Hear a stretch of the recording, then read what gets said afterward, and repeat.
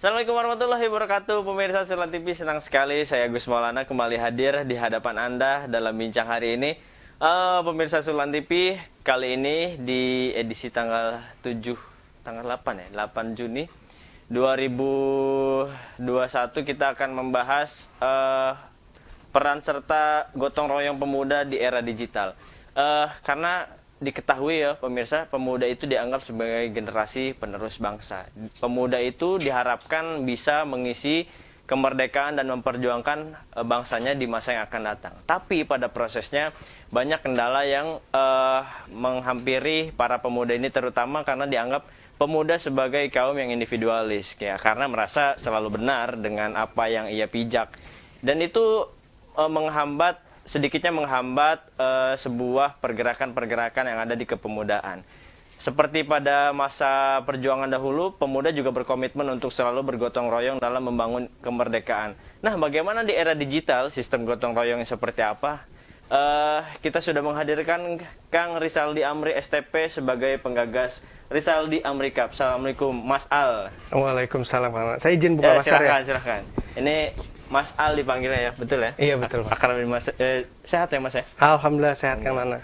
Ini Mas Al adalah penggagas dari Rizaldi Amri Cup. Tapi sebelum kita ngomongin Rizaldi Amri Cup, kita ngomongin kepemudaan dulu. Siap. Kayak masih segar semangat nih Mas Al nih. Insya Allah, alhamdulillah. Tapi sebelumnya silahkan sapa-sapa dulu pemirsa Sulan TV yang ada di rumah. Iya, assalamualaikum warahmatullahi wabarakatuh. Waalaikumsalam. Salam sejahtera bagi kita semua. Terima kasih sebelumnya kepada Sultan TV.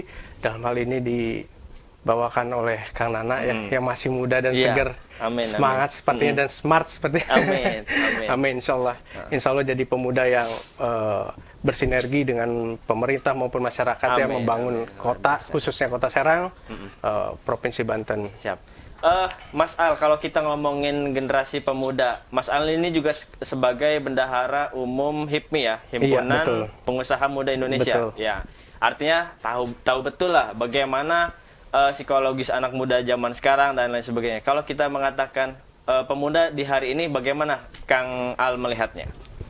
Pemuda di hari ini itu cukup luar biasa ya, terutama bagaimana pemerintah pusat mengapresiasi pemuda itu bisa masuk berkolaborasi bersama membangun negeri ini. Terkait HIPMI, kebetulan di kabinet menteri saat ini ada para mantan ketua umum HIPMI sebelumnya, ada 4 menteri ya. Ada empat menteri dari HIPMI, itu membuktikan bahwa pemuda itu bisa menjadi pemimpin. Bukan hanya pemimpin di daerah, tapi juga di pemimpin nasional, bahkan pemimpin di belahan dunia gitu loh. Jadi potensi dari pemuda itu menurut saya itu luar biasa dan harus bisa dikembangkan, kemudian diapresiasi dan dirangkul oleh para senior ya. Kalau kita berbicara nilai perjuangan pemuda tentu beda ya, generasi terdahulu dengan sekarang. Kalau Mas Al melihat ini, apa yang harus diperjuangkan anak muda sekarang? Kira-kira apakah tetap harus membela dengan apa ya, maksudnya dengan senjata dan lain sebagainya, atau seperti apa? Iya Kang Nana, kalau bicara zaman dulu ya, mungkin kalau lihat kita dari sejarah, pemuda zaman dulu kan dibutuhkan energi yang kuat untuk membela negara gitu kan, dalam ini tadi perang segala macam. Kalau saya melihat dari kacamata kondisi saat ini ya, terutama di era digital, peran pemuda itu penting. Kenapa? Karena perpindahan siklus dari konvensional ke digital itu kan butuh sesuatu update ya, kayak anak muda sekarang kan lebih update dalam hal digital gitu loh. Nah, harus informasinya kuat. Harus kuat, harus kencang gitu loh. Bukan berarti senior kalah, tidak, tapi maksudnya pemuda itu kan lebih update mengenai hal itu. Artinya berkembang seiring perkembangan sekarang, digital itu diperlukan. Artinya peran pemuda juga bisa bersinergi untuk membangun negeri itu bisa lebih baik gitu loh. Nah, kalau berbicara tadi sempat disinggung senior ya, pemuda tuh identiknya enggan untuk diberi instruksi oleh senior. Nah, ini etika yang baik itu seperti apa? Karena kalau kita melihat perjuangan dahulu juga perkumpulan pemuda, mohon maaf, bukan satu generasi, tapi banyak generasi di situ yang dikatakan sebagai gerakan pemuda. Bagaimana etikanya? Etikanya jadi izin ya, saya kenapa bilangnya senior? Kalau bilangnya orang tua kan kurang enak. Iya, betul. Kalau di organisasi atau apa kita lebih menyebutnya senior ya. Etikanya memang lebih kepada Pertama, attitude etika kepada dari yang muda ke yang lebih tua. Itu dulu sih yang paling utama. Itu. Sopan santun. Sopan santun. Kita harus bisa melihat bahwa dari segi umur itu penting kita hormati. Jangan hanya melihat dari kualitas berpikir, kualitas bekerja gitu. Nah, pemuda harus bisa seperti itu dulu.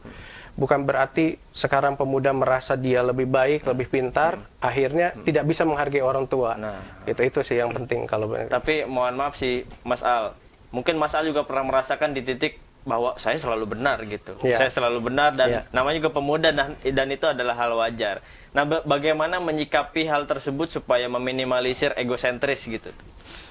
Untuk meminimalisir egosentris itu, pertama, yaitu tadi patokannya. Kalau kita udah punya patokan atau barrier bahwa kita harus menghargai orang tua, sisi idealis atau egois itu akan tertahan dengan sendirinya. Jadi nanti ketika ingin kita memberitahu sesuatu, Iya. ya kan, suatu hal yang baru lah terhadap orang tua itu kan agak sulit ya, senior itu kan agak sulit Betul, dikasih betul. tahu, apalagi mohon maaf nih kalau udah umur di atas 45-50 tuh Ya, sulit banget lah untuk lumayan. dikasih tahu. Jadi kita harus buktikan tidak hanya dengan bicara, tapi dengan tindakan, perbuatan. Betul, Nah, terkadang para senior itu melihat itu ketika pemuda sudah bergerak.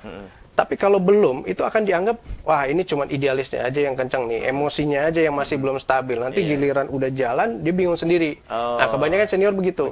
Jadi lebih baik kita bertindak aja dulu, bekerja aja dulu semaksimal mungkin yang positif. Nanti insya Allah para senior melihat. Ketika sudah melihat, akan dirangkul dengan sendirinya. Ketika sudah masuk di dalamnya gitu, para senior pasti akan merangkul. Wah ini anak muda ini punya potensi yang bagus nih, baiknya kita rangkul. Kalau dari awal mereka belum melihat itu resiko juga buat para senior gitu. Betul, Yang dikhawatirkan mampu tidak nih gitu. Betul. Ketika nanti sudah diajak ternyata tidak mampu kan hanya mempermalukan. Blunder ya di situ. Nah, itu Tapi sebenarnya. kalau berbicara kepemudaan di Banten, Kota Serang lah katakanlah. Bagaimana potensi kepemudaan di Kota Serang? Apakah sejauh ini sudah sudah tersentuh nilai-nilai pergerakannya atau masih harus stimulus gitu? Masih pada tahap stimulus? Ya, sebenarnya kalau bicara di Banten khususnya ya, potensi sudah banyak sekali ya, besar lah gitu. Terutama pemuda-pemuda di cabang olahraga, itu sudah banyak yang meraih medali emas. Seperti kemarin kan angkat besi itu medali emas, dan itu perlu diapresiasi. Itu anak muda gitu. Dari sisi e-sport, banyak sekali player-player atau pemain-pemain e-sport yang memang layak untuk ditandingkan di kancah nasional maupun internasional gitu. Terus dari segi kreativitas, saya melihat dari Banten sendiri juga kreatif ya, artinya pola pikir kreativitasnya juga cukup tinggi mengikuti perkembangan zaman. Jadi potensinya sangat besar, Kang Nana. Jadi di Banten itu, khususnya di Kota Serang juga potensi sangat besar. Hanya sekarang tinggal siapa yang mewadahi. Nah gitu, siapa yang mewadahi, mau merangkul, mau menaungi, mau mengangkat supaya para pemuda ini bisa diakui gitu oleh para senior gitu, bisa diajak untuk maju bersama gitu. Nah kan biasanya pemuda tuh enggan untuk meminta bantuan, gengsi gue selalu bisa nih, kuat dan lain sebagainya. Apakah penting juga ada sebuah regulasi untuk tadi mewadahi pemuda, kemudian apresiasinya harus menampung gitu? Apakah pemuda juga memerlukan regulasi yang untuk mengatur itu? Kalau untuk regulasi sih, saya rasa sih belum ya. Hanya memang karena kan itu masih di tahap wajar sebenarnya. Tinggal sekarang kira-kira bisa tidak para senior ini bersinergi dengan pemuda, satu sama lain tuh saling mengerti. Contoh, pemuda mengerti ke senior bahwa senior itu tidak mudah untuk bisa informasikan suatu hal yang baru. Jadi kita harus benar-benar meyakinkan ke senior bahwa kita bisa. Nah, senior pun harus bisa begitu. Oh, pemuda itu seperti tadi bisa dikatakan ya emosi atau terlalu idealis gitu. Nah, bagaimana para senior ini bisa meredam itu sehingga potensi yang ada di dalam pemuda bisa timbul gitu. Jadi sebenarnya butuh kerjasama sih. Butuh kerjasama. Supaya jangan ada gap antara pemuda dengan para senior. Karena saya melihat di pemerintah pusat sudah mulai ngeblend ya antara pemuda dengan sudah di mix lah antara. Ya, tinggal sekarang bagaimana di daerah bisa melakukan itu supaya perkembangannya seiring berirama gitu dari daerah dalam hal ini kota kabupaten ke provinsi terus ke pemerintah. Nah, kalau di HIPMI nih, kalau berbicara range usia di HIPMI paling muda ada berapa tahun anggotanya? Menurut ADRT HIPMI itu maksimal tuh 41 ya. Maksimal 41. 41. Paling muda berapa? Paling usia Ya 17 tahun ke atas lah 17. punya KTP ya. Oh, sudah KTP gitu ya. Berarti ada ya anggota HIPMI yang remaja di sana? 17 ke atas umumnya sih dia udah lulus sekolah ya. Dan karena kenapa kan namanya HIPMI, Himpunan Pengusaha Muda Indonesia. Artinya minimal dia punya usaha lah. Usaha itu, oh ya satu lagi, jangan pernah berkecil hati mengenai usaha. Nah, ini. Kadang pemuda itu berpikir, wah usaha itu kita harus punya pengusaha usaha yang besar. Enggak mas dagang cilok aja udah jadi pengusaha gitu loh. Udah jadi pengusaha dan itu harus diapresiasi. Nah, himpunan-himpunan seperti HIPMI, terus wadah-wadah yang lain untuk pemuda itu jangan juga mengkotak-kotakan atau mendiskreditkan anak-anak muda yang baru mulai. Harus disemangati, gitu. Jadi nggak usah perlu punya toko, nggak usah perlu punya apa. Kita punya mental pengusaha aja ya, punya pola pikir pengusaha aja. Bagaimana caranya kita punya barang, kita beli, kita jual dengan selisih, kita ada untung. Itu kan dasar pengusaha ya. Itu aja menurut saya sih udah cukup menjadi pola dasar. Untuk bisa gabung di HIPMI gitu, yang kemudian nanti kita sama-sama nimbrung, namanya juga himpunan, saling berbagi, saling bertukar informasi, insya Allah nanti berkembang bersama. Nah, kalau potensi berwirausaha atau usaha di Kota Serang, dalam hal ini masih cakupannya HIPMI Kota Serang, apa saja Kang yang potensi kebanyakan lah tren saat ini apa gitu? Sebenarnya kalau bicara tren itu kan kita juga melihat kondisi ya saat ini, apalagi kondisi sedang pandemi. Kondisi sedang pandemi ini saya turut prihatin terkait para pelaku usaha UKM mikro di bawah yang terkena dampaknya gitu ya, baik pedagang pinggir jalan, kaki lima maupun yang punya toko gitu kan, atau distributor, itu tidak mudah untuk bisa menghadapi situasi pandemi ini. Nah terus kalau jenis usahanya apa aja, sekarang itu mungkin yang berpotensi adalah kita harus bisa mengikuti zaman, mengikuti era digital. Artinya yang sudah punya usaha di konvensional itu bisa beralih ke digital. Beralih itu bukan berarti pindah, tapi usahanya ini bisa dikembangkan gitu karena digital. Yang tadinya cuman dagang di toko aja, hanya mengharapkan orang lewat, mungkin sekarang sudah bisa memanfaatkan marketplace yang ada di Indonesia, gitu, memanfaatkan sosial media untuk beriklan, untuk memperdagangkan usahanya, ikut di forum-forum gitu. Nah itu menurut saya sih itu bisa membantu ya pertumbuhan ekonomi khususnya di Kota Serang ini. Anak-anak muda yang punya usaha itu bisa saling kebantu. Nah sekarang juga kalau saya melihat ya, Mas Al mungkin bisa dilihat juga. Ini anak muda tuh tren usahanya suka pengen, bukan apa ya, sudah mungkin pengennya jadi gamers dan lain sebagainya, YouTube. Memang apakah itu sangat menjanjikan di saat ini? Tapi jangan lu jawab kayaknya ya, karena kita selain ini juga akan membahas Rizal di Amerika ya. Dan kemana-mana pemirsa tetap di Bincang Hari ini. Oke, terima kasih.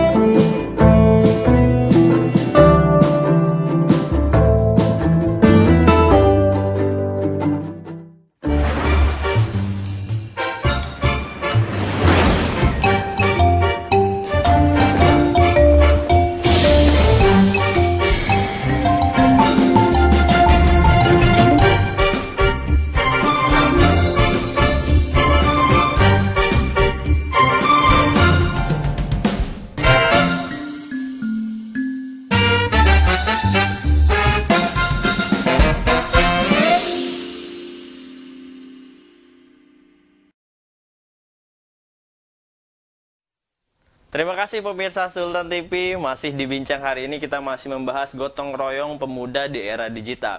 Tapi sebelum saya melanjutkan obrolan saya dengan Mas Al, saya ingin mengingatkan kembali bahwa acara ini tayang secara live.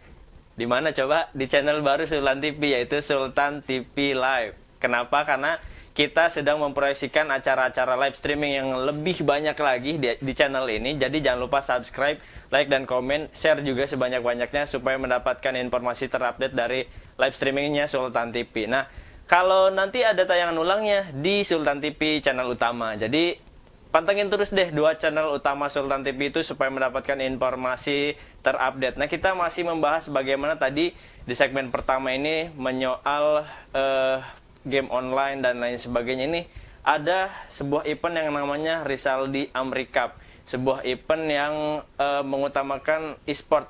Nih kita tahu lagi nih Mas Al nih, bener ya Kang ya? Iya. Rizaldi Amri Cup ini game online ya? Game online. Kompetisi game online atau e-sport. Tadi sudah ditanyakan, Kang, generasi pemuda ini, generasi muda zaman sekarang ya maksudnya, kebanyakan pengen jadi YouTuber, kan jadi gamers dan lain sebagainya. Memang itu di saat ini potensial sekali memang gitu. Saya ingin menanyakan dari sudut pandang pengusaha gitu. Ya.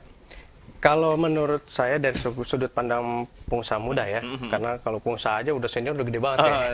Dari sudut pandang pengusaha muda, menurut saya ya YouTube terus games online dan lain-lain itu potensi untuk income ya, untuk pendapatan tuh saat ini sih luar biasa. Gitu. Mungkin ada beberapa orang yang masih belum tahu dapat uangnya dari mana sih, gitu kan? Ya mungkin kan Kang Nana yang sudah paham betul lah mengenai YouTube dapat uangnya dari mana. Itu kan dari ads, dari iklan gitu, atau dari sponsor, atau dari endorse. Nah, gimana cara dapetinnya? Kita harus punya konten yang berkualitas. Punya konten yang berkualitas, punya subscriber, pengikut, atau yang viewersnya gitu kan, sehingga dipantau, dilihat oleh para calon sponsor atau support itu mau mensupport video tersebut gitu dengan kemudian itu menjadi sebuah income buat para YouTuber. Nah, jadi menurut saya itu potensinya luar biasa sih di era sekarang ya. Tinggal sekarang modalnya adalah kreativitas. Nah, itu dia betul. Modalnya kreativitas. Jadi untuk para pemuda yang ingin memulai di dunia digital, jangan terlalu khawatir atau berpikir terlalu jauh bahwa wah kita kalau mau jadi YouTuber harus punya alat yang lengkap, harus punya komputer yang bagus. Mikir gitu dulu. Harus mikir gitu, nggak begitu. Nggak begitu. Justru YouTuber-YouTuber yang sekarang udah istilahnya udah jadi hype lah ya, jadi udah jadi toko nasional di YouTube lah gitu. YouTuber besar itu dasarnya awalnya cuma handphone biasa gitu loh, bahkan ya cuma punya laptop biasa gitu dulunya. Jadi sekarang tergantung kemauan dan kreativitas ya kalau di digitalisasi. Jadi untuk para pemuda yang mau memulai di dunia digital, ya saatnya dimulai gitu. Jadi kalau ini berbicara Rizaldi Amri Cup, apakah ini juga yang melatar belakangi diadakannya Rizaldi Amri Cup? Emang warga Kota Serang lagi hype-nya nih di tren gamers ini, gitu nggak kan? Iya. Jadi gini, Rizaldi Amri Cup itu adalah bentuk apresiasi saya secara pribadi sebagai pemuda khusus di Kota Serang ini kepada para gamers atau para player ya. Nah, kita tuh melihat sekarang e-sport itu bukan hanya sekedar games, Kang Nana. Jadi e-sport itu sudah diakui baik di daerah, di pemerintah pusat maupun di luar gitu loh. E-sport ini khususnya di Indonesia kan sudah menjadi cabang olahraga. Sudah menjadi cabang olahraga, sudah bernaung di dalam KONI ya, menjadi sebuah cabang olahraga e-sport. Artinya itu sudah diakui bahwa ini menjadi bukan hanya sekedar games gitu. Ini sebuah menjadi olahraga gitu. Jadi olahraganya dalam hal motorik otak gitu kan, strategi gitu. Itu kan membutuhkan energi yang luar biasa gitu menurut saya. Pertanyaan saya untuk mempersatukan pemuda Kota Serang, mohon maaf ini segmentasinya Kota Serang saja atau umum? Umum boleh. Umum ya, yang Rizaldi Amri itu umum ya. Ini kenapa harus game yang mempersatukannya? Menurut Mas Al gimana? Ya kebetulan saya sambut bergayung juga ya dengan apa yang sudah dilakukan ESI Kota Serang ya, e-sport Kota Serang yang di naungan KONI. Kemarin kan mengadakan juga acara e-sport ini supaya, dan antusiasnya juga cukup besar gitu. Para pemuda masuk di dalamnya. Nah, ini salah satu bentuk wadah yang saya bilang tadi. Pemuda tuh harus diberikan wadah. Jangan sampai mereka tidak punya wadah yang akhirnya jadi useless lah, jadi nggak berguna Iya, gitu. iya. Cuman main game di rumah Nah, gitu. itu. Sebenarnya dengan dia main game, ketika dia punya potensi main gamenya hebat, dia bisa menghasilkan uang gitu. Itu ya. Gitu. Di situ dari sisi pengusahanya, uangnya dari mana? Ya dengan event-event kompetisi ini ya kita mengharap hadiah nggak terlalu besar lah ya. Tapi kan ketika sudah menjadi juara, itu banyak yang melirik pada akhirnya. Nah, betul, ketika banyak yang melirik, mereka merangkul, entah dijadikan binaan gitu kan, jadi sebuah akademi yang kemudian dijadiin sebuah atlet profesional. Nah, ketika sudah menjadi atlet profesional, nilainya akan tinggi. Ketika nilainya akan tinggi, dia membuat konten pun itu para sponsor masuk. Betul, Gitu. Para sponsor masuk yang akhirnya menjadi sebuah mata pencarian baru. Nah, ini kan bisa meningkatkan perekonomian, Kang. Kang, tapi sempat beberapa waktu ke belakang ini ada video-video viral yang tersebar bahwa anak kecil, mohon maaf, anak kecil, anak remaja dan lain sebagainya itu dia lebih dia lebih hafal hatam soal item-item di game, baik dari logo dan lain sebagainya sampai hero, tapi dia lupa ada item-item nasionalis, misalkan logo Indonesia apa, lambang dan lain sebagainya. Nah, kalau di Rizal di Amerika, apakah ada inisiasi untuk membubuhkan nilai-nilai nasionalis di event itu? Ya, inisiasi untuk membubuhkan nilai nasionalis itu tentu ada ya. Karena kan pertama yaitu tadi saya juga tergabung di HIPMI, jadi bagaimana para pemuda yang memang di bidangnya di gamers ini bisa peduli akan nasional, akan perkembangan di daerah gitu ya. Nah, tapi gini, bicara games itu macam tadi kan anak-anak ya. Dia hafal game-game segala macam, tapi untuk nasional dan lain tidak hafal. Nah, di sini butuh peran kolaborasi orang tua dalam mengawasi. Karena kita nggak bisa memisahkan anak dengan gadget saat ini. Nggak bisa? Nggak bisa. Kenapa saya bilang nggak bisa? Anak itu sekarang dari segi pendidikan formal aja, dalam hal ini sekolah. Semenjak dalam masa pandemi ini sampai detik ini kan belum dilakukan sekolah tatap muka. Tapi proses belajar mengajar tetap ada. Nah, itu lewat mana? Lewat daring. Lewat daring atau lewat digital. Dalam hal ini yang kita gunakan mungkin ada laptop, mungkin smartphone. Nah, yang umumnya kan menggunakan smartphone. Ketika smartphone sudah digunakan oleh para pelajar, dalam ini pelajar ya, saya bilang karena sekolah, akhirnya smartphone itu kan menjadi kebutuhan pokok. Betul. Nah, ketika itu sudah menjadi kebutuhan pokok para pelajar, ini kan tidak bisa orang tua juga serta-merta misalkan, udah ini cuma buat belajar doang. Agak sulit tuh. Nggak bisa ya? Agak sulit. Nah, mungkin ada sebagian, tapi sebagian besar ini menjadi milik anak pada akhirnya. Nah, ketika smartphone sudah menjadi milik anak, disitulah peran orang tua penting. Mengedukasi. Nah, bagaimana tuh biasanya? Nah, biasanya mengedukasi. Contoh kalau misalnya kita bicara, karena ada range umur ya, dari anak SD, SMP, SMA. Nah, itu pola pendekatannya berbeda-beda. Mungkin kalau SD, kita bisa memberikan jatah waktu. Kita juga harus adil terhadap anak-anak gitu. Tidak hanya, ini handphone cuma belajar doang, tidak. Kita harus memberikan dia juga kebebasan, berekspresi menggunakan apa yang dia punya gitu, tapi kita batasi. Contoh, kita beri waktu dia bermain. Misalnya sehari 1 jam atau 2 jam dengan range waktu yang berbeda-beda. Terus kita kasih edukasi konten mana yang boleh dibuka, games apa yang boleh dibuka kalau memang dari segi permainan. Nah, yang sekiranya akan berdampak buruk ya dihimbau untuk anaknya untuk tidak bermain itu gitu. Itu setiap range umur berbeda-beda sih edukasinya. Nah, kalau di Rizal di Amerika ini boleh Kang dijelaskan bagaimana konsep hingga hadiahnya itu apa saja gitu. Nah, kalau bicara Rizal di Amerika ini menarik sebenarnya Kang Nana. Yang hadir di sana kebanyakan memang bisa dikatakan sudah expert ya dalam hal games ya. Berarti range umur 17 ke atas ya, rata-rata sih 15 ke atas, 17 ke atas lah ya. Umumnya sih 17 ke atas.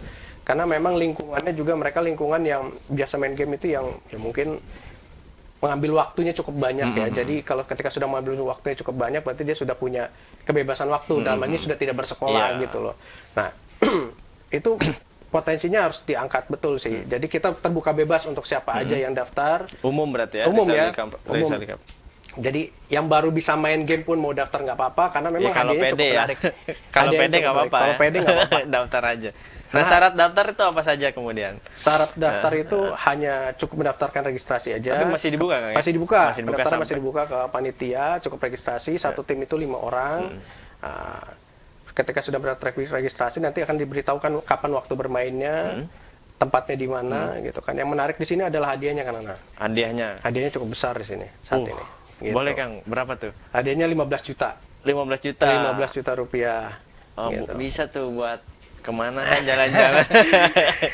Gitu. Jadi yang menarik di sini hadiah 15 juta itu semua pemain itu masih berkesempatan untuk mendapatkan hadiah karena kita bagi hadiah utama 10 juta, untuk door prize 5 juta. Nah, door prize ini jadi yang kalah pun jangan berkecil hati gitu masih loh. ada potensi untuk menang. Jadi kita mengapresiasi para support dari player ya yang bermain di sini. Berarti kalau seperti itu sepertinya sudah banyak nih partisipasi yang daftar. Sejauh ini sih sudah hampir habis slotnya ya, karena slotnya juga terbatas. Oh, slot terbatas. Iya, hanya 100 tim aja kita buka slot. Sekarang sudah di angka berapa kira-kira? Sekarang udah hampir di 50-an lebih ya. Jadi tinggal sedikit lagi. Sedikit jadi lagi, ya. untuk teman-teman gamers, segera ya berarti ya? para, kan saya sebutnya atlet ya. Atlet. Biar betul, semangat. Biar semangat. Benar, Gitu. Jadi nggak terkesan cuman bermain game gitu. Karena kan sudah diakui oleh KONI juga. Jadi saya sebutnya para atlet e-sport. Para atlet Untuk e-sport. para atlet e-sport yang mau bergabung di Rizaldi Amri Cup ini, ya daftarkan aja segera gitu. Nah, untuk kontak daftar tuh di mana yang bisa dikontak?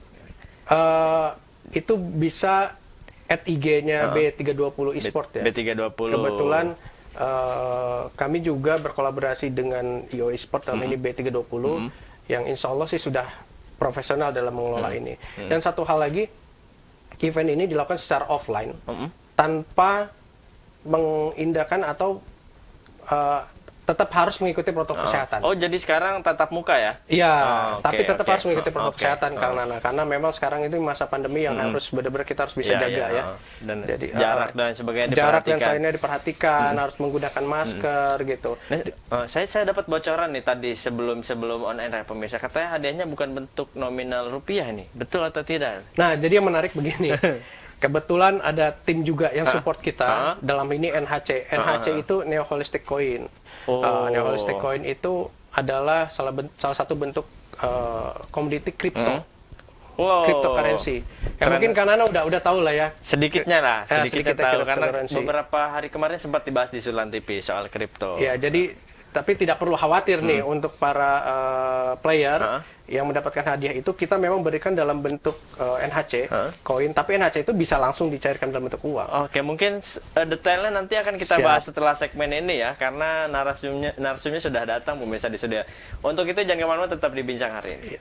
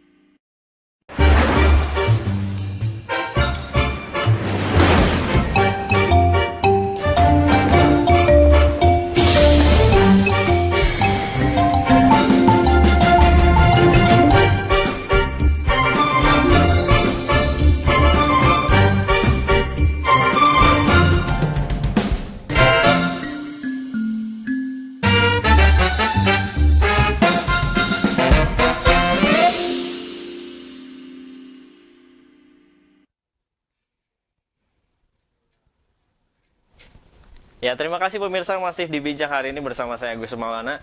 Kali ini kita sudah kedatangan narasumber yang jauh nih dari Jakarta Barat. Pemirsa ini baru datang karena kita akan membahas sedikitnya bagaimana Rizali Amri Cup ini berkolaborasi dengan NHC, yaitu Neo Holistic Coin. Ini sudah hadir bersama saya CEO-nya yaitu Irfan Tisnabudi. Mas Irfan ya panggilnya. Betul, betul. Selamat pagi, Mas. Selamat pagi. Sehat ya? Selamat pagi, sehat. Kenal sama orang ini? Udah, kita kenal sering ya. ketemu bareng, CS ini, ngobrol bareng. konco kental. Nah, tapi tadi membahas dari sambungan dari Mas Al. Hadiah di Rizali Amri Cup katanya bukan duit nih, bukan nilai rupiah. Ini mungkin player mesti tahu. Tadi sempat dibahas bagaimana Mas Al. Ya, jadi untuk hadiah ini total 15 juta. Awalnya kita berikan dalam bentuk NHC, dalam bentuk NHC Neo Holistic Coin atau dalam bentuk kripto.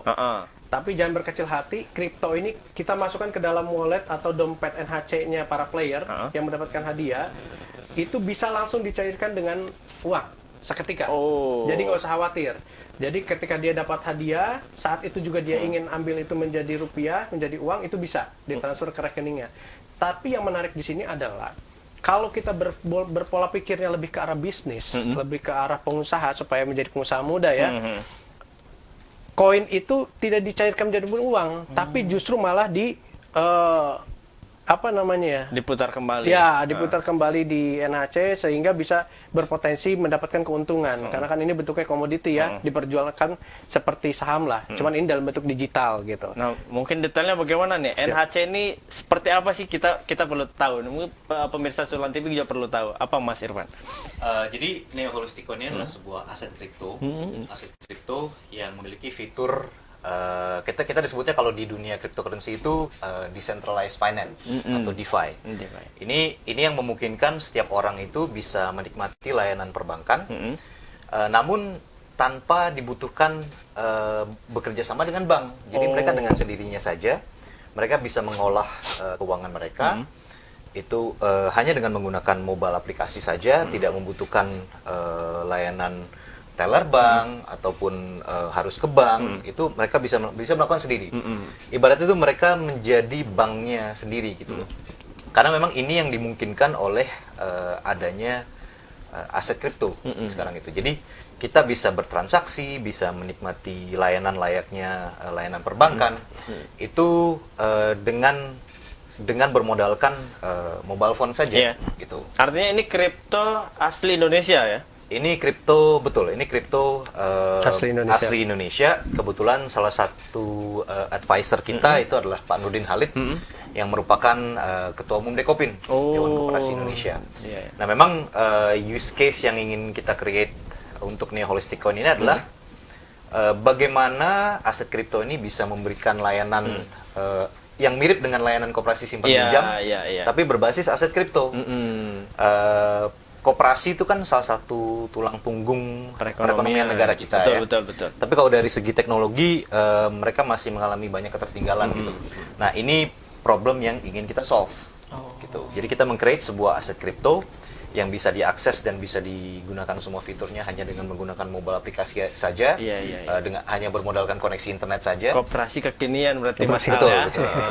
Nah, ini gimana tadinya nih Mas Al dan Mas Farhan ini, Mas Irfan ini berkolaborasi gitu. Apakah bagaimana nih kronologisnya bisa kolaborasi antara Rizali Amri Cup dengan NHC? Gimana dari Mas Irfan dulu versinya? Kebetulan Mas Aldi ini kan ya kerabat juga ya dengan Pak Nurdin Halid dengan keluarga juga. Terus beberapa kali ketemu di kantor. Terus kita bahas lah ini ada potensi-potensi kerjasama atau kemitraan apa nih yang bisa kita kembangin. Nah, kebetulan beliau juga sangat visioner lah, sangat visioner gitu melihat bahwa ini ada sebuah tren. Bahwa e-sports itu ini udah sesuatu yang harus dianggap serius ya sekarang, bukan cuma untuk main-main doang. Atletnya juga pemainnya juga bisa dikatakan bisa disandingkan dengan atlet profesional gitu. Betul. Ya kan? Jadi ya kita gabungkanlah dua dunia ini, dunia e-sport dengan dunia aset digital. Ya begitulah. Jadilah di sini. Nah, kalau gimana nih versi Mas Al? Ya, jadi kebetulan ya betul tadi yang sampaikan dengan Pak Irfan, saya ada kerabat khusus lah dengan Pak NH, tapi di luar itu saya memang tertarik sekali terkait mengenai perkembangan digital ya, khususnya di cryptocurrency ini ya. gitu. Dan saya ikut juga nih berinvest di NHC gitu. Saya melihat di NHC ini lumayan kan anak. Penghasilan saya di NHC ini per bulan bisa lumayan double digit lebih. Jangan dikasih tahu di sini, takut ada orang pajak. Jadi kalau saya melihat di situ potensi itulah yang ingin diangkat ke para pemuda. Karena kita mengangkat pemuda ya. Di sini mayoritas player atau atlet e-sport ini kan banyaknya pemuda. Nah, di sini yang harus dikolaborasikan kan anak. E-sport sudah berbentuk dalam bentuk olahraga digital. Dalam hal ini bermain di game online atau smartphone. Artinya kita juga harus cari pengeluaran alternatif ya, dalam hal ini hadiah. Hadiahnya juga gimana caranya, harus dalam bentuk digital. Kita kan lagi digitalisasi namanya. Jadi segala sesuatunya itu semaksimal mungkin kita digitalisasi. Termasuk hadiahnya gitu. Bukan berarti sekarang kita nggak konkret nih. Enggak, itu bisa diuangkan kok. Saat itu juga nilainya sama juga. Nilainya sama. Hanya kita sedang memberikan edukasi ke para pemuda, yang kemudian nanti ketika pemuda sudah mengerti, oh kripto tuh seperti ini gitu kan. Nah, kemudian bisa beritahu ke orang tuanya. Gitu, supaya perekonomian kita ini perlahan bisa tumbuh kan anak. Karena saya justru sangat prihatin ya, karena saya juga pelaku UKM khususnya di Kota Serang gitu, yang kena dampak COVID. Jadi harus bangkit gitu. Bagaimana bangkit? Kita harus ikut alur kondisi saat ini. Dalam perekonomian alurnya adalah dari konvensional ke digital, kita harus masuk ke digital. Gitu. Jadi apapun bentuknya, apapun celahnya untuk masuk ke digital, kita harus bisa masuk. Gitu. Dalam hal ini ya tadi kripto sudah bisa masuk, kita masuk ke kripto. Nah, kalau berbicara segmen pemuda, bagaimana kondisi menurut Mas Irfan ya, selaku pelaku investasi di digital ini, pemahaman pemuda soal kripto ini menjamin ya potensial gitu. Sejauh ini bagaimana? Atau masih kurang ya? Sebenarnya sih dari jumlah pengguna atau jumlah investor di Indonesia yang invest di aset kripto ini sebenarnya jumlahnya sih sudah lumayan. Kalau kita lihat dari bursa kripto yang terbesar di Indonesia itu Indodax, itu jumlah usernya itu udah mencapai 3 juta lebih. Terus ada sekitar 15 bursa yang memperdagangkan kripto di Indonesia, dan itu semua sudah terdaftar di bawah Bapepti. Total itu mungkin jumlah user yang terdaftar itu mungkin sekitar 5-6 jutaan. Nah, itu kebanyakan segmen pemuda atau lanjut usia? Memang mayoritas itu berumur 20 sampai 35 tahun sih. 20 sampai 35 mayoritas. Berarti memang segitu ya. Memang aset kripto ini sendiri, umurnya sendiri kan kalau dibandingin aset kelas lain masih belia lah gitu. Masih belia. Kayak misalnya kalau kita lihat Bitcoin yang merupakan aset digital pertama itu baru diciptakan tahun 2009. Dari segi market cap pun industri sebenarnya masih kecil gitu, masih kecil. Makanya potensi pertumbuhannya masih besar.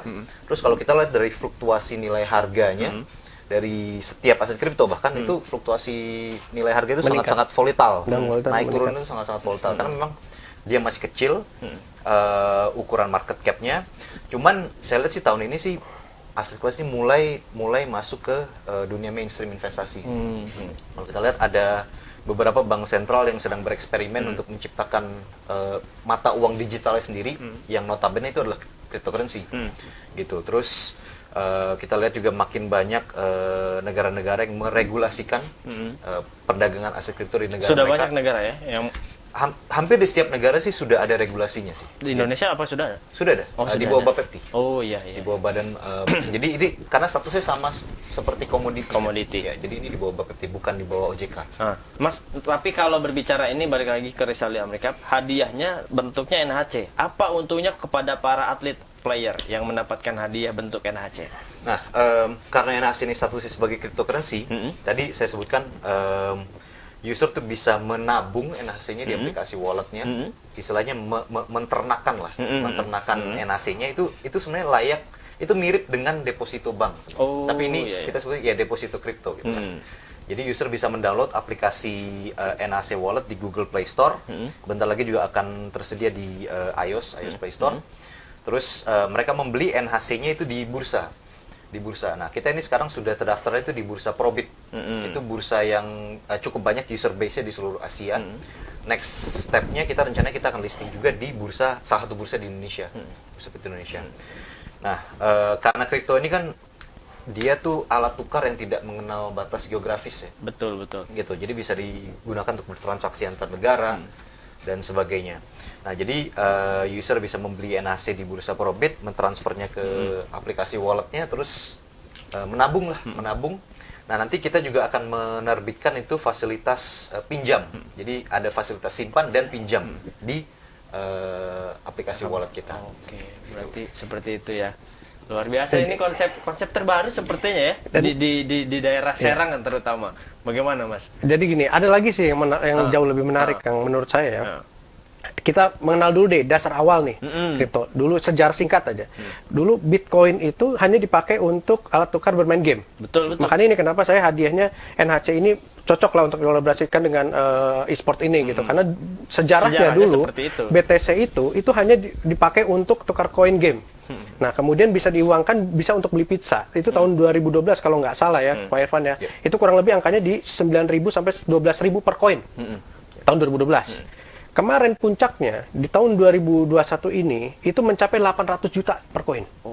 Artinya cukup dalam waktu 9 tahun dari 12.000 sampai ke 800 juta. Itu menurut saya sih investasi yang luar biasa ya gitu kalau kita bicara investasi. Nah, di sinilah ditanamkan ke para pemuda, khususnya para player e-sport, bisa mengembangkan lagi kreativitasnya dalam meningkatkan perekonomian khususnya di diri sendiri maupun di lingkungan atau di keluarga. Itu sih. Baik, sepertinya kita akan buka sesi pertanyaan pemirsa yang masih mantengin. Nah, ini mungkin ada beberapa pertanyaan ya. Kita lihat-lihat dulu. Ada pertanyaan nih. Gotong royong pemuda. Nah, ini mungkin kalau kita berbicara gotong royong, ini sudah dilakukan oleh Mas Irfan dan Mas Al ya, soal apa gotong royong versi digital itu seperti ini ya, kolaborasi. Tapi sejauh ini Mas Irfan, apakah NHC sudah berapa kali melakukan kolaborasi dengan pihak luar gitu? Nah, ini kita punya beberapa mitra strategis sih. Salah satu tentunya Dekopin. Terus beberapa koperasi yang berdiri di bawah Dekopin. Itu di antara itu macam-macam. Ada koperasi tani, ada koperasi simpan pinjam, ada koperasi serba usaha. Nah, ini target kita memang menjadi sebuah perusahaan yang memberikan layanan mirip dengan layanan koperasi simpan pinjam tapi berbasis digital. Oke. Jadi tadi yang seperti saya sebutkan sebelumnya, selain ada fasilitas saving atau simpan, kita juga akan menerbitkan tuh fasilitas pinjam. Jadi fitur pinjam di aplikasi wallet kita. Nah, ini kalau untuk melakukan pinjaman tentunya harus ada aset yang dijadikan jaminan, ya kan, atau digadai gitu kan. Nah, ini yang dijadikan jaminan itu adalah aset kripto juga. Jadi jadi orang yang memiliki aset kripto itu, tapi mereka juga butuh cash gitu misalnya untuk hidup sehari-hari, mereka bisa menjaminkan aset kripto mereka di aplikasi wallet kita untuk mendapatkan pinjaman. Digade tadi ya. Betul. Nih, Jadi tapi bisa ditebus lagi gitu. Betul. Jadi aim kita memang menjadi sebuah perusahaan digital tapi yang memberikan services. Iya. Sebenarnya pola itu sudah terjadi dari sudah sekian lama ya. Maksudnya seperti itu, menjaminkan dan lain sebagainya. Hanya sekarang mungkin bergeser aja ya Mas Al. Trennya beda. Seperti itu. Digital. Seperti tadi ada beberapa pertanyaan bukan pertanyaan, hanya salam-salam saja dari mungkin pemirsa. Mohon maaf saya tidak bisa membacakan pemirsa karena sudah waktunya closing statement sudah di akhir. Mungkin dari Mas Alul closing statement sekalian mempromosikan bagaimana event Rizali Amricap, silakan. Siap. Buat para players atau atlet e-sport, segera daftarkan karena pendaftaran masih terbuka sampai tanggal 25 Juni 2021 ini, dan insya Allah akan diselenggarakan pada tanggal 26 sampai tanggal 27 Juni di Bundaran Ciceri Serang gitu. Jadi yang para penggemar e-sport atau atlet e-sport silakan bergabung. Kita sama-sama ramaikan e-sport Indonesia, khususnya di Kota Serang. Buktikan bahwa pemuda Kota Serang, khususnya Banten umumnya, itu punya potensi yang kuat dan bisa diakui oleh nasional maupun internasional. Jadi semua harus bergabung dan hadiahnya juga cukup menarik. Hadiahnya cukup menarik dan cukup besar. Untuk di event kali ini itu 15 juta rupiah. Jadi buat para penggemar e-sport, teman-teman pemuda, segera gabung. Oke. Lanjut ke Mas Irfan, silahkan closing statement. Saya pengen closing statement Mas Irfan ini memberikan sebuah rasa memiliki soal awareness soal potensi investasi kripto ini. Silahkan Mas. Iya, memang saat ini nih kita hidup di era yang mulai bertransisi ya, dari yang serba analog menjadi digital gitu. Jadi profesi ataupun belajar atau proses menuntut ilmu di sekolah, yang proses yang kegiatan yang kita jalani sehari-hari di sebelumnya itu memang makin banyak yang bertransisi ke ranah digital, termasuk juga dari profesi e-sports yang sekarang itu sudah merupakan ya status profesional gitu ya. Terus aset investasi juga sekarang kita sudah ada aset investasi digital, yaitu cryptocurrency. Nah ini barrier to entry-nya ini untuk menjadi atlet e-sport ataupun menjadi investor kripto itu sangat rendah. Dalam arti itu semua orang itu memiliki akses untuk ikut serta gitu. Kita hanya perlu bermodalkan kemauan untuk belajar, kemauan untuk menggali ilmu yang ada, dan itu semua ilmunya itu semua informasi tersedia di internet. Dan kita semua bisa ikut serta gitu loh. Ini masa depan yang kita lihat sih. Ini masa depan yang akan terjadi sih. Jadi saya lihat ini makin kompetitif tapi makin terbuka juga. Ya sangat menjanjikan sih untuk anak-anak muda yang memiliki kemauan untuk belajar gitu ya. Dan nggak perlu sebenarnya modal duit yang gede banget gitu, tapi lebih ke kemauan untuk belajar. Oke, terima kasih Mas Al, Mas Irfan sudah Kang. berkenan hadir mampir ke Sultan TV. Nah itu dia pemirsa, gotong royong versi digital tuh ya seperti ini yang sudah dilakukan Mas Al dan Mas Irfan ini. Iya. Mungkin bisa kontak lewat HP juga bisa gotong royong pemirsa. Maksudnya untuk saat ini kita membangun negeri ini bisa dengan di balik layar. Artinya tidak harus, mungkin energinya kita berbeda dengan energi para pahlawan terdahulu. Kita hanya memerlukan ide-ide yang lebih kreatif pemirsa. Itu dia yang kebutuhan pemuda sekarang. Terima kasih pemirsa, saya pamit undur diri. Terima kasih para narasumber kita pagi ini. Assalamualaikum warahmatullahi wabarakatuh. Waalaikumsalam. Terima kasih.